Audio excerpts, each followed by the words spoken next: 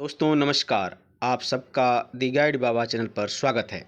साथियों, अगर आप मास्टर डिग्री यानी कि पीजी प्लस नेट क्वालिफाई हैं एंड या आप पीएचडी भी परस्यू कर रहे हैं या you are looking for the PhD और द जॉब, तो it is a wonderful opportunity for you, especially the students who have completed their PhD or pursuing their PhD without fellowship।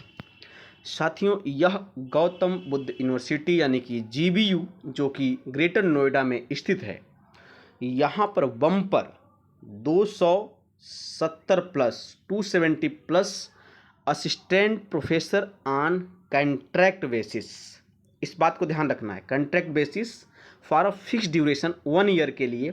But यह जो time है यह almost बढ़ता रहता है, हर साल फिर से एडवर्टाइजमेंट आता है और जो लोग वहाँ एक बार हो जाते हैं वो कंटिन्यू होते रहते हैं। यहाँ पर जो कॉन्ट्रैक्ट की बात है इसको ध्यान देना है, यह कॉन्ट्रैक्ट है न कि ये गेस्ट है।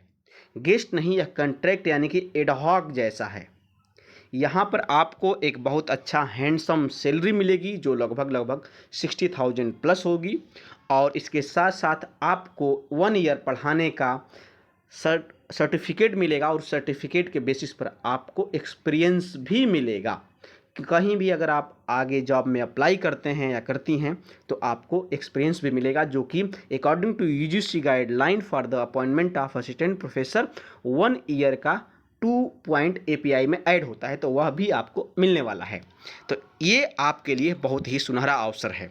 यहाँ पर टोटल 270 प्लस लगभग 283 सीट्स हैं एंड ऑलमोस्ट 30 प्लस सब्जेक्ट्स हैं। डिफरेंट स्कूल्स में डिफरेंट सब्जेक्ट्स हैं।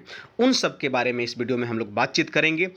इस चैनल पर साथियों आपको तमाम तरह की एजुकेशनल, मोटिवेशनल और कुछ पॉलिटिकल न्यूज़ जिसमें एनालिसिस हम करते हैं वो सारी जानकारी आपको मिलती रहती है। इस वीडियो को आप अधिक से अधिक नीडी लोगों तक पहुंचाएं, गांव तक के बच्चों तक पहुंचाएं, ताकि वे लोग तक ये जानकारी पहुंच सके और इस जानकारी का वो लोग फ़ायदा उठा सकें। तो इस बात को ध्यान में रखते हुए साथियों आप सबसे रिक्वेस्ट है कि इस वीडियो को अधिक से अधिक लोगों के साथ शेयर करें। कोई भी डाउट है तो आप कमेंट करें और इस वीडियो को लाइक करना, चैनल को सब्सक्राइब करना ना भूलें। चलिए अब हम वीडियो में आगे बढ़ते हैं और सबसे पहले जानते हैं कि इस फॉर्म को कैसे अप्लाई करना है। साथियों, ये जो फॉर्म है यह केवल ऑफलाइन मोड में अप्लाई होगा, इस बात का ध्यान रखिएगा। इसी जो पीडीएफ है हमारा जो डॉक्यूमेंट आया है या यूनिवर्सिटी की वेबसाइट पर फॉर्म भी दिया हुआ है, उसको प्रिंट करवा कर आपको भर देना है और उसके साथ साथ सारे अपने एजुकेशनल क्वालिफिकेशंस को लगाकर बाई पोस्ट, स्पीड पोस्ट कर सकते हैं, रजिस्टर पोस्ट कर सकते हैं, कुरियर कर सकते हैं, जो आपको मर्जी हो। और यहाँ पर ये एड्रेस दिया हुआ है, इस एड्रेस को आप ध्यान रखेंगे, ठीक है जी। और इसकी जो लास्ट डेट है वह है 28 मई 2026 बाई 5:30 PM तक यह आपका बाई पोस्ट ऑफिशियल जो रजिस्ट्रार का ऑफिस है वहाँ पहुँच जाना चाहिए, इस बात को ध्यान रखिएगा। चलिए साथियों आगे बढ़ते हैं और हम देखते हैं कि आगे किस सब्जेक्ट में कितनी सीट्स आई हुई हैं। यहाँ पर हम देख रहे हैं कि CS एंड इंजीनियरिंग में 50 सीट्स, सबसे अधिक सीट्स जो है इसी में है, कंप्यूटर साइंस में 50 सीट्स, और यहाँ पर जो है क्वालिफिकेशंस दिया हुआ है। जिन सब्जेक्ट में नेट होता है उसमें master degree plus net compulsory है, जिनमें नेट नहीं होता है उसमें नेट कंपलसरी नहीं है, ठीक है। इसका बस यही एलिजिबिलिटी है, अगर आपके पास पीएचडी है, नेट नहीं है, तब भी आप एलिजिबल हैं। आईटी में 17 सीट्स, इलेक्ट्रॉनिक कम्युनिकेशन इंजीनियरिंग में ईसी जिसको बोलते हैं 12 सीट्स हैं। यहाँ पर कोई कैटेगरी नहीं दिया हुआ, इस बात को ध्यान रखिएगा, लेकिन यहाँ पर कैटेगरी की जितनी सीट्स, जितना रिजर्वेशन है वो फॉलो अप होता है, इस चीज़ को ध्यान रखिएगा। जैसे 27% यहाँ ओबीसी को मिलेगा, 10% ईडब्ल्यूएस को, 15% एससी को एंड 7.5% एसटी को, वो सारे रिजर्वेशन यहाँ पर फॉलो अप होंगे ही। स्कूल ऑफ बायोटेक्नोलॉजी में हम देखते हैं यहाँ पर डिफरेंट स्पेशलाइजेशन यहाँ पर दिया हुआ है, आप देख सकते हैं यहाँ पर इतनी सारी सीट्स हैं इन सब्जेक्ट्स में। चलिए आगे देखते हैं हम जो स्कूल ऑफ इंजीनियरिंग में architect and regional planning 12 seats हैं। यहाँ पर आपको अपना देख सकते हैं कि किस स्पेशलाइजेशन में क्या चाहिए होगा, ये सारी चीज़ें यहाँ पर डिटेल में लिखी हुई हैं। सिविल इंजीनियरिंग में 9 सीट्स, इलेक्ट्रिकल इंजीनियरिंग में 6 एंड 3। यहाँ पर स्पेशलाइजेशन अलग अलग है, इसको ध्यान दीजिएगा।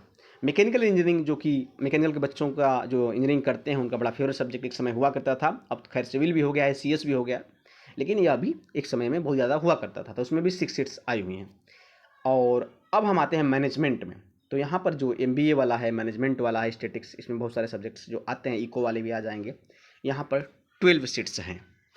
ऐसे डिपार्टमेंट ऑफ लॉ में अलग अलग, लॉ के लिए इतने लोग चाहिए, इको के लिए 1 और पॉलिटिकल साइंस के लिए 1। ऐसे जो visual arts and applied sciences हैं, इसमें आप देख सकते हैं कि अलग अलग सब्जेक्ट्स में ये सारी सीट्स दी हुई हैं और यहाँ पर ये स्पेशलाइजेशन दिया हुआ है। अब ह्यूमैनिटीज एंड सोशल साइंसेस में जो बड़ा डिमांडिंग रहता है, ज़्यादा बच्चे इस सब्जेक्ट के होते हैं, तो इसमें आप देखेंगे कि इंग्लिश में मॉडर्न यूरोपियन लैंग्वेज, इसमें 8 सीट्स आई हुई हैं, स्पेशलाइजेशन इंग्लिश में ही होना चाहिए। हिस्ट्री एंड सिविलाइजेशन में 7 सीट्स और political science and international relations IR and public administration, ये सारे स्पेशलाइजेशन हैं, इनमें भी आप फॉर्म अप्लाई कर सकते हैं, किसी में भी आपका स्पेशलाइजेशन है तो। और यहाँ पर एक अंबेडकर सेंटर खुला है ह्यूमन राइट्स का, इसमें भी पॉलिटिकल साइंस वाले, पब्लिक एड वाले अप्लाई कर सकते हैं बिल्कुल। मास कॉम में 7 सीट्स हैं और सोशल वर्क में 7 सीट्स, इसमें से 4 जो है सोशल वर्क के लिए और 3 सोशियोलॉजी के लिए। इकोनॉमिक में यहाँ भी आ गया, मैनेजमेंट में भी अप्लाई कर सकते थे इकोनॉमिक वाले, और यहाँ भी अप्लाई कर सकते हैं, जो इको का अलग से आया है। 6 सीट यहाँ पर है। हिंदू स्टडीज, यहाँ पर आप देख ही रहे हैं, IKS, इसमें पॉलिटिकल साइंस, संस्कृत वाले भी, फिलॉसफी वाले भी, बुद्धिस्ट वाले भी अप्लाई कर सकते हैं, ठीक है, संस्कृत वाले भी अप्लाई कर सकते हैं, कोई दिक्कत का विषय नहीं है हिंदू स्टडीज़ में।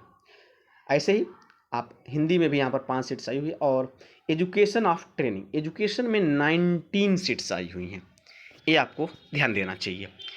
जो लोग एजुकेशन से मास्टर कर चुके हैं, नेट हो चुका है, वे लोग इसको फॉर्म को ज़रूर अप्लाई करें।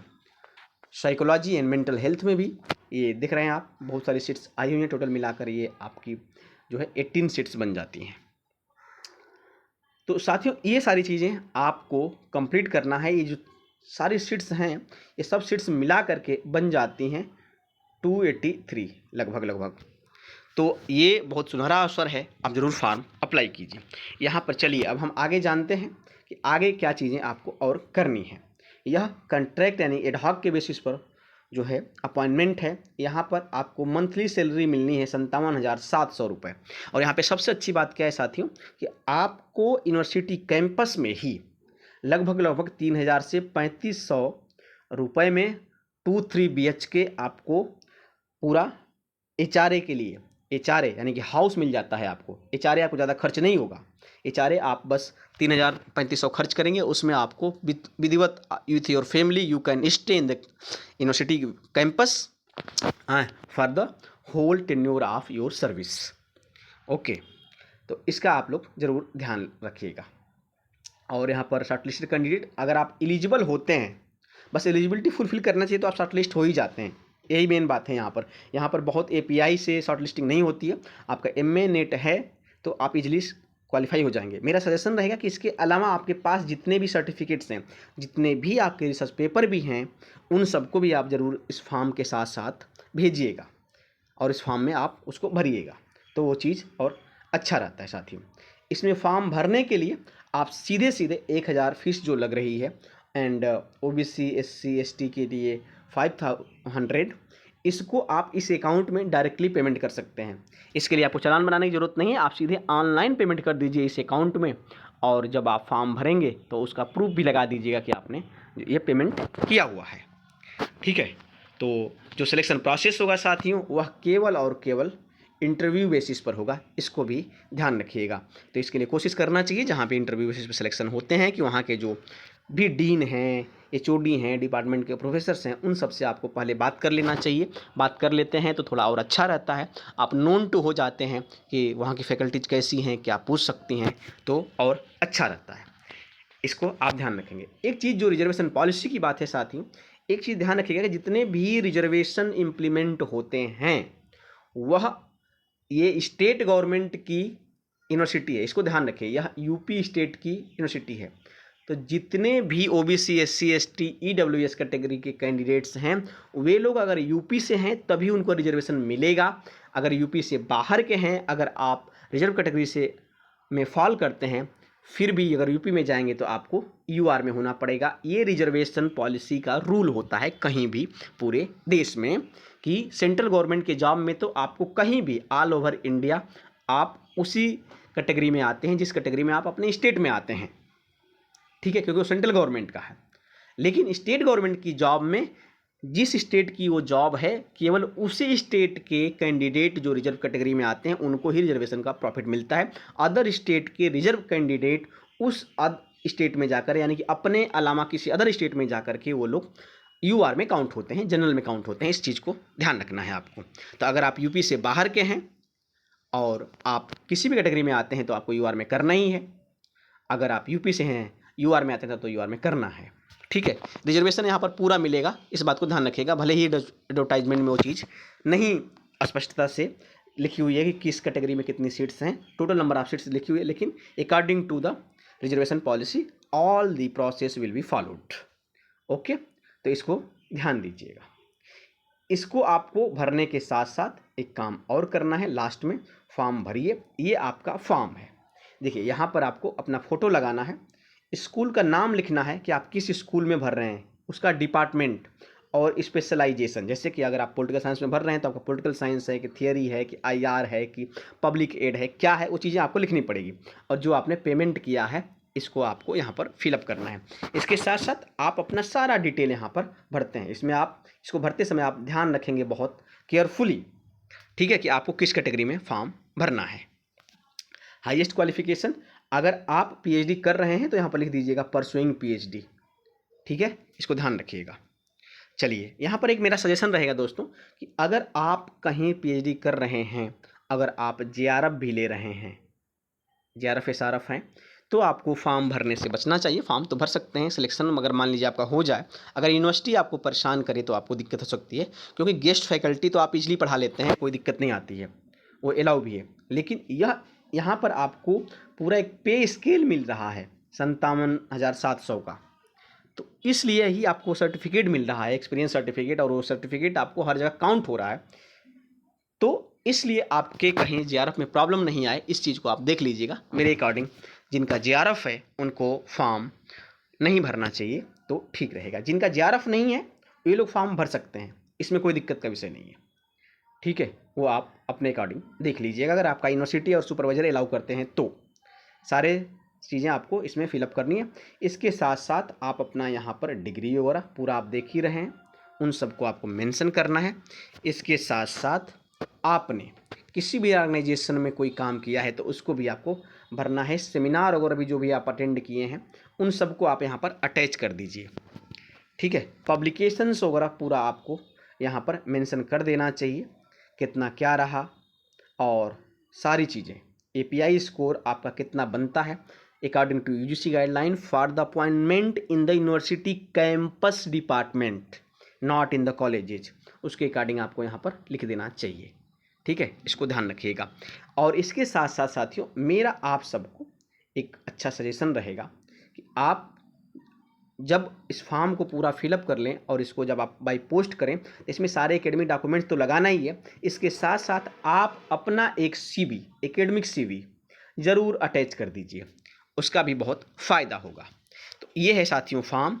लास्ट डेट ध्यान रखिएगा, लास्ट डेट से पहले एज सुन एज पॉसिबल, मैं तो कहता हूँ आज ही आप इस वीडियो को देखते ही तुरंत फॉर्म अप्लाई कीजिए। कोई डाउट है तो आप कमेंट बॉक्स में पूछिए, मैं बिल्कुल आपको रिप्लाई करूँगा, इसमें कोई दो राय नहीं है। आपको क्विक रिस्पांस मिलेगा, आपको कोई भी डाउट होगा तो आपको सलूशन ज़रूर मिलेगा। साथियों, आप सबको मेरी ओर से बहुत शुभकामनाएं हैं। All the best. इंटरव्यू के रिगार्डिंग भी कोई गाइडलाइन चाहिए तो आप कमेंट बॉक्स में कर सकते हैं या मुझे सीधा कांटेक्ट कर सकते हैं ईमेल के माध्यम से। ईमेल आपको इस चैनल के डिस्क्रिप्शन बॉक्स में मिल जाएगा। आप सबसे रिक्वेस्ट, इस वीडियो को अधिक से अधिक लाइक, शेयर एंड चैनल को सब्सक्राइब करना ना भूलें। जय हिंद, वंदे मातरम।